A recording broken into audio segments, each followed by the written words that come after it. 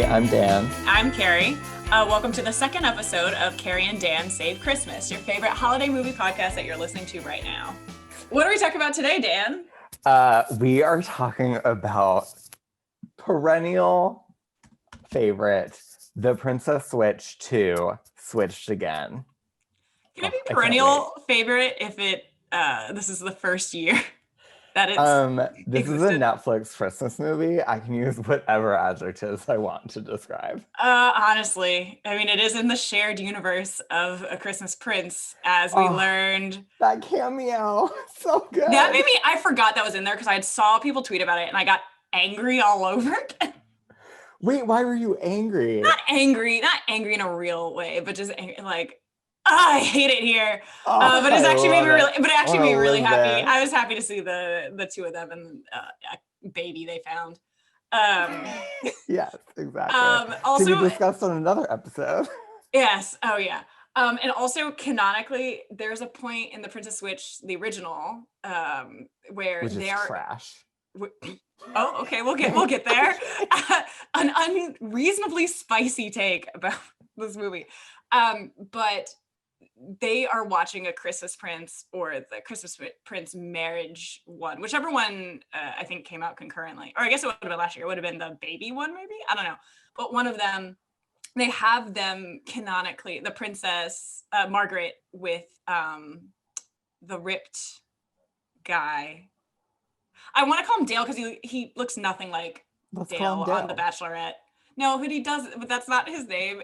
And he kind of looks nothing like Dale on The Bachelorette, other than being very ripped. Hold on, IMDb. Kerri, we're getting way ahead of ourselves. I know. Okay. Yes, we're getting way ahead. But point being, they have a shared universe because at one point they are watching that movie, and so I was like, wait a minute, are we meant to believe that this is a documentary in this universe? Oh, I love that twist. I love that take. It's like a MCU situation. But anyway, okay, Yep. We're getting ahead of ourselves. We need to do our 60-second roundup. Daniel, I'm so nervous. It's your turn. I will give you 25-second warnings and 10-second warnings. All right? Okay. Are you ready? Are you ready to summarize this movie? I mean, it's not that hard. So. Yeah. This is way easier than Happiest Season. I can't believe you made me do Happiest Season. All right. 3, 2, 1, go. Okay, there are 3 women that you need to know. Stacy, Margaret, Fiona. They are all played by Vanessa Hudgens with various accents. At various points throughout the movie, their identities are switched. What else do you need to know? It's set in, I believe it's called Belgravia. Margaret, it's definitely not called Belgravia. Continue. That is the name of a Julian Fellows show. Okay. Montanaro. Yes. And then one of them gets kidnapped, one of them becomes queen, and one of them is a party-loving girl with 2 minion friends who are literally the definition of enablers, and it's terrible, and it's also amazing. Also, Stacy is dating a prince, which is great. 5 seconds. And also, she has a best friend. His name is Kevin, and he has a beautiful daughter named Olivia. Okay. All right, you did it. All right, Kevin. Kevin is what his name. What I had to go to IMDb to confirm. You just watched it this morning. I watched it last night and this morning. And let me tell you, this movie is really forgettable.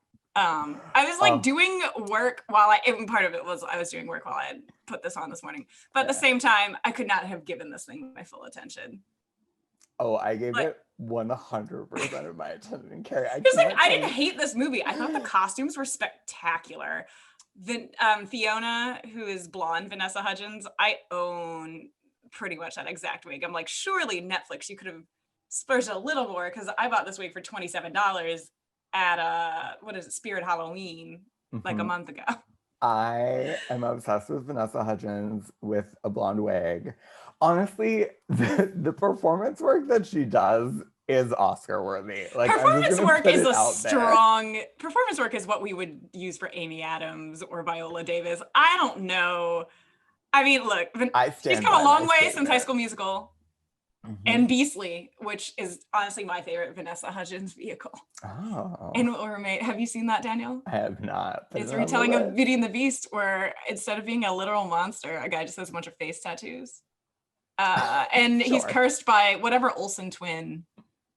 Elizabeth. No. She's not a twin. Elizabeth Olsen's just related to them. Oh, I thought you were like Mary-Kate or Ashley. There's no way of knowing. No. There's no way of knowing which Olsen twin. But that was her last acting job. Was that movie? Anyway, I digress. Oh, is there anything in the summer you wanted to? Anything else you wanted to address? Like anything you left out? I think you got everything. I think I got everything plot-wise. Some great supporting characters. I'll just say that. We can dive into that later on. Yeah. Okay. So yeah, what were particular standout moments for you in this movie? For me, it was, first of all, I will say the coronation outfit at the very end. Spectacular costume work. It looks so good. The costuming in this movie is very, very good, even though they're basically, the point is like, they're supposed to be like radically different in how they were dressing, which is a thing that happened in the first movie because one of them was like, I'm a baker from Chicago, is more or less the accent she is. As bad as that accent was I just gave, it's not wildly different than the one Correct. Vanessa Hudgens does for Chicago. And she only does it when she's talking about Chicago, which is what I thought was very funny. The rest of the time she's like just talking like a standard American accent. But they definitely had her dressed as a baker who is someone who was doing what was basically Great British Bake Off, but in a fictional European country. And then they had someone dressed like, like basically Princess Diana, not even dressed like Kate Middleton or Meghan Markle. They dressed her even more conservatively and much older, Princess Margaret, or Lady Margaret. I think she was not a princess at that time. And so I was like, oh, okay, they're radically different and when they switch clothes. But now, because American Vanessa Hudgens is now the princess, like her husband is next in line for the crown, supposedly. They both kind of dress the same. And so there are moments where they're like, oh yeah. And these people are like being told apart by the people in their lives. I'm like, how? Literally, they wear their hair identically. Like they really do. They do not delineate any sort of hair. They switch necklaces at one point and they're doing the switching scene. Oh, and I was like, so that, and switch phone cases. And I was like, also, wouldn't you want to take each other's phones? Because wouldn't that person be missing calls from the people in their lives? Because one of them is, the head of state. Yeah. Wouldn't you need a secure cell phone? Yeah. They switch phone cases, but I was like, no, wait a minute. If someone's like, hey, I've been calling you all day, and that doesn't even make sense. Anyway. Again, I'm looking for logic. Not here to make sense. It's here to bring joy. What joy did it bring you, Daniel? Oh my God.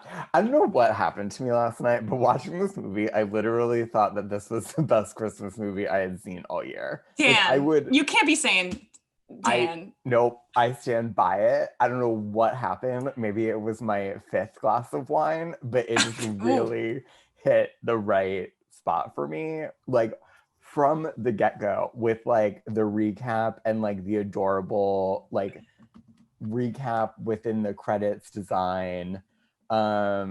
Let's talk about that. I thought that was pretty good. I thought it was well done. It was a very quick and efficient way of getting us into the story, whether or not you've seen the first one. Correct. I will say I was confused because I didn't think Lady Margaret was at all in line for the throne. I don't think that she is. She is now, because the whole point is she becomes a queen. Oh, sorry, I just got confused between Margaret and Stacey, which happens all the time. Okay, yes, correct. Yeah, so she, understandable. The characters of the movie it's the hair. Felt the exact same way.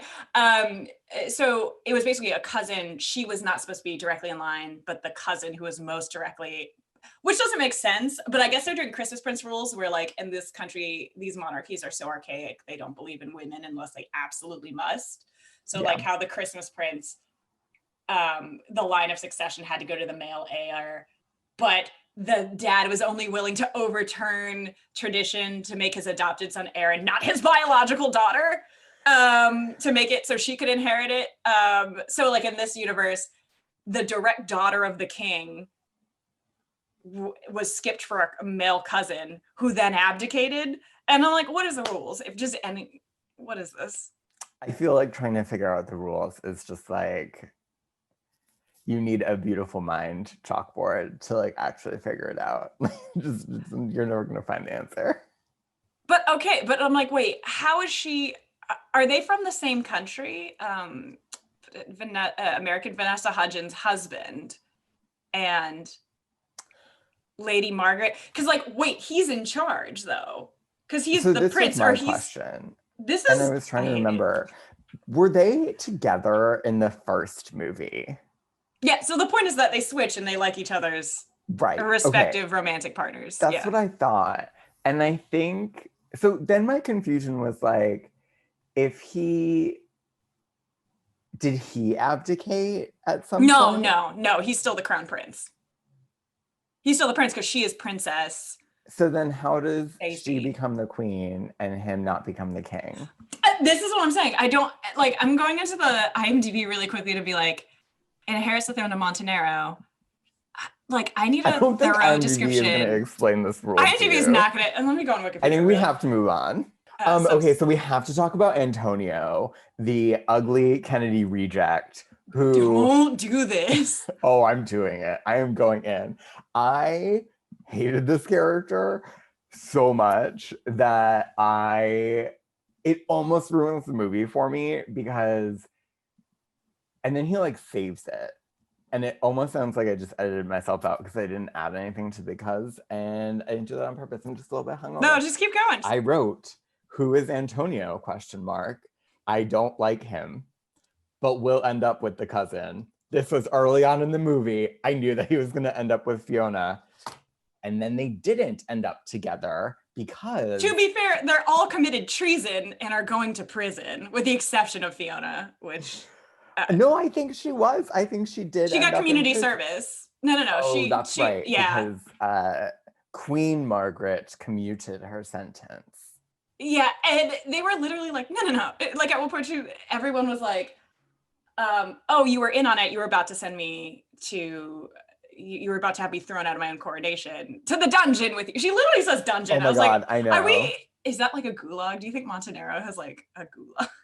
I would. This is dystopic. This structure, this political structure cannot be sustainable because this woman sounds like technically like an autocrat. I don't know.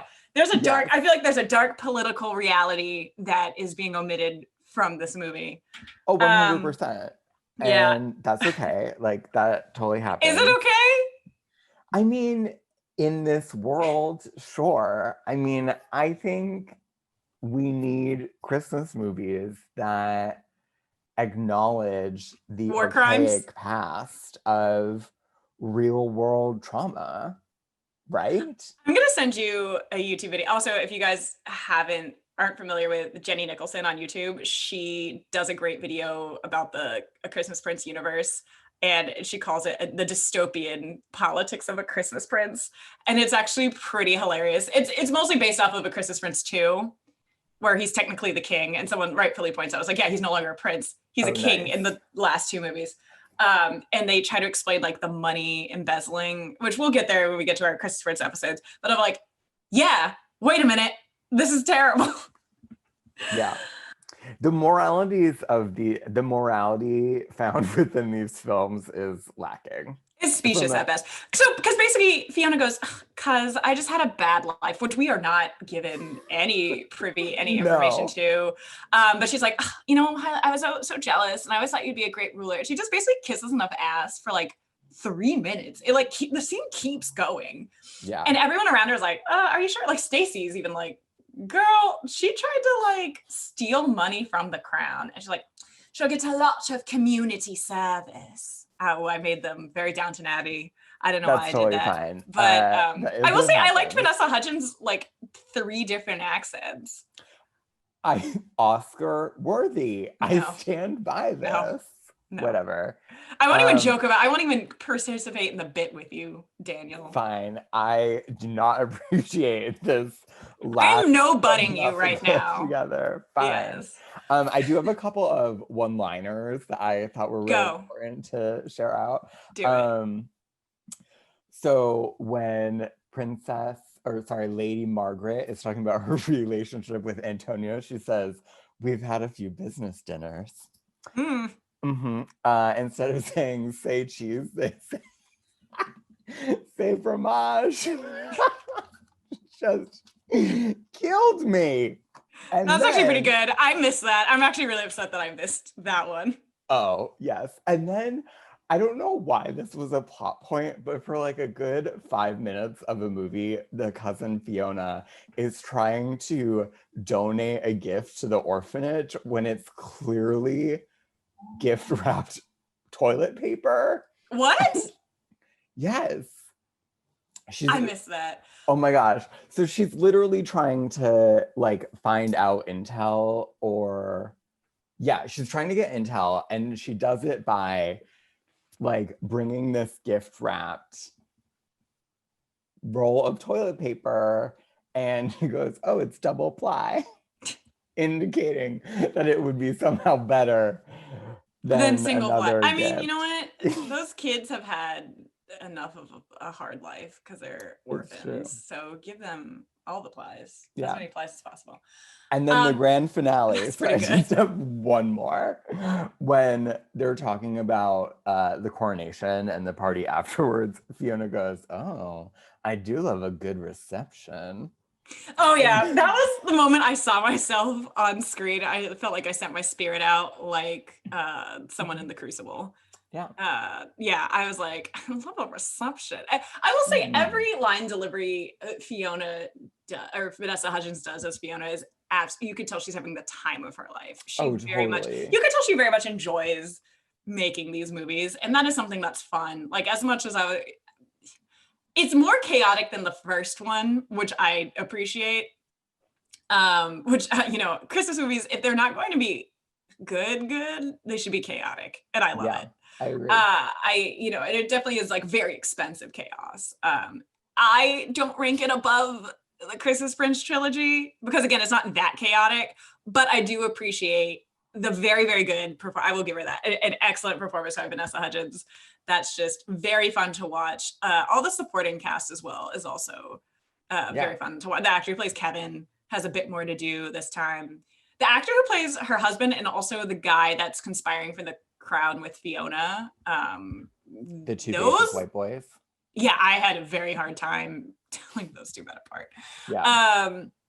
Also, because just in terms of character, they were characterized they were not written very much to do. Why should they be? I mean, those actors are, one of them, when he discovers that Fiona is not either of them, he's like, oh, well, let's make this work to our advantage, which was interesting. But I'm like, he got the like cousin Simon treatment where it's like, he actually goes to the gulag, as we established, the Montanaro gulag. But it was I don't know, it's a very fun, enjoyable movie to watch. I think we should segue now into like final judgments. Our final outcome. What would you rate this movie, Daniel? Okay, so I would rate this like Christmas chaos perfection. It's just, there's a kidnapping plot.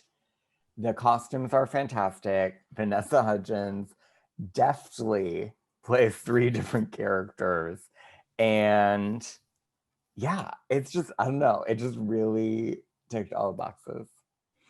I'll give it somewhere between neither naughty or nice and Christmas chaos, in the sense that like this was a background watch for me and needed to be that. However, the moments where I was giving it my attention, I did laugh out loud. It's very good in that regard. So it kind of gives you what you're looking for in these sorts of movies, and therefore it is, this is the exact type of movie you want to see in the holiday season, right? Yeah. Especially in 2020, where life is hard and you just want like a fantasy world where people can like interact, and it's joyful. And especially on the watching this right on the heels of Happiest Season, this was definitely more in the vein of like, a traditional holiday movie romance. So that'll do it for us today at Kerri and Dan Save Christmas. Dan, where can folks find you? You can find me at D Meyer News on Twitter, and Dan Meyer, oh nope, that's a lie, D Meyer 2010 on Instagram. You can find me at _I am living color on Twitter, and at I Am Living Color on Instagram. Yeah, so may all your holiday viewing be happy and bright, and we'll see you next time. Bye. Bye.